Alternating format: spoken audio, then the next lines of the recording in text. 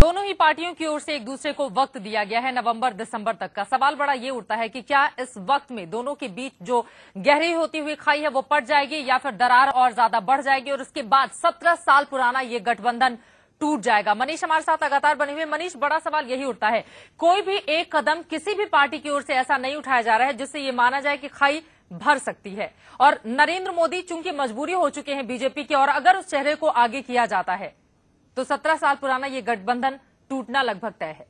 देखिए, अगर गठबंधन टूटता है तो आप ये देखिए कि अगर थोड़ा हम पीछे जाएं, नरेंद्र मोदी जब कलकत्ता पहुंचकर वहां पर जिस तरीके से ममता बनर्जी पर उन्होंने डोरे डाले हैं, जिस तरह से ममता बनर्जी और उनकी पार्टी और वहां के कैडर को उन्होंने मेस्मराइज करने की कोशिश की है अपने भाषण के जरिए, उसमें यह लगता है कि विकल्प के रूप में सुशासन, संकल्प और विकल्प, ये बीजेपी का जो नारा था नेशनल काउंसिल में जो सामने आया था, उसके तहत मुझे ऐसा लगता है कि बीजेपी के नेता विकल्प के रूप में भी कई लोगों की ओर देख रहे हैं और इस आशा के साथ, इस उम्मीद के साथ कि अगर एक जाता है तो दूसरा एंट्री करने के लिए तैयार है, दूसरे का दामन थामने के लिए वो भी तैयार है। और इधर भी ऐसी स्थिति है, अगर एनडीए से छिटक कर, जो कि बहुत मुश्किल लगता है, मुझे नहीं लगता कि एनडीए के बगैर या बीजेपी के बगैर जनता दल यूनाइटेड अपने आप में बिहार में कोई ऐसा करिश्माई चमत्कार करके दिखा देगा, मुझे दिखाई नहीं देता, क्योंकि कई वोट जो उन्हें मिलते हैं उसमें बीजेपी की बहुत बड़ी भूमिका होती है। और कांग्रेस की ऐसी स्थिति नहीं है कि कांग्रेस का हाथ पकड़कर चले तो उन्हें अच्छी स्थिति बन जाए।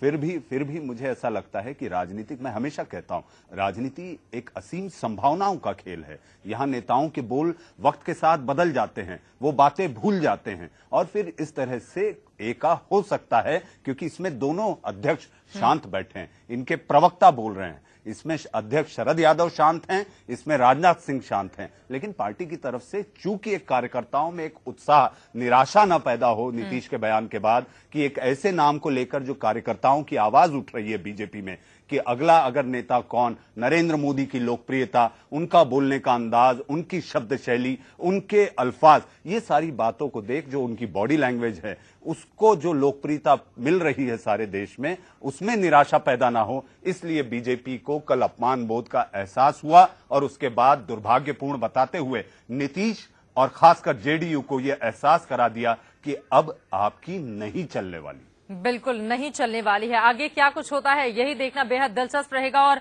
गिरिराज सिंह से हमारे सहयोगी जस किरण ने खास बातचीत की है। आपको बता दें, गिरिराज सिंह जो राजधानी दिल्ली में मौजूद है और नीतीश के बयान के बाद काफी ज्यादा नाराजगी जाहिर करते हुए साफ कर दिया है कि अब आर पार की लड़ाई का वक्त है।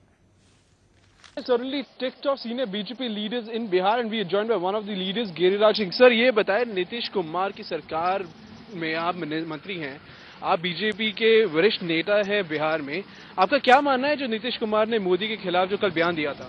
देखिए, 2 दिनों से जनता दल यू की मीटिंग हो रही थी। कल माननीय मुख्यमंत्री जी ने देश के मसलों को छोड़ दिया। पूरा देश आज यूपीए सरकार के खिलाफ उबाल है, कहीं भ्रष्टाचार के खिलाफ, कहीं बलात्कार के खिलाफ, कहीं महंगाई के खिलाफ, कोयला घोटाले के कारण 2G स्पेक्ट्रम, कई ऐसे मुद्दे हैं, काले धन के मुद्दे हैं। एक बार भी आपने उसकी चर्चा नहीं की। आप अपने घटक दल के मुख्यमंत्री को अपमानित करने का काम कर रहे हैं और ये भारतीय जनता पार्टी बिहार यूनिट का अपमान है, भारतीय जनता पार्टी का अपमान है। और गलतफहमी में कोई ना रहे कि ये सरकार बिहार में बीजेपी जदयू की है, ये सरकार है 10.5 करोड़ जनता, जिसने लालू जी के कुशासन के विरुद्ध हमें 2005 में मैंडेट दिया था, फिर 2010 में सुशासन के पक्ष में अपार बहुमत से जिताया। ये 10.5 करोड़ जनता की सरकार है।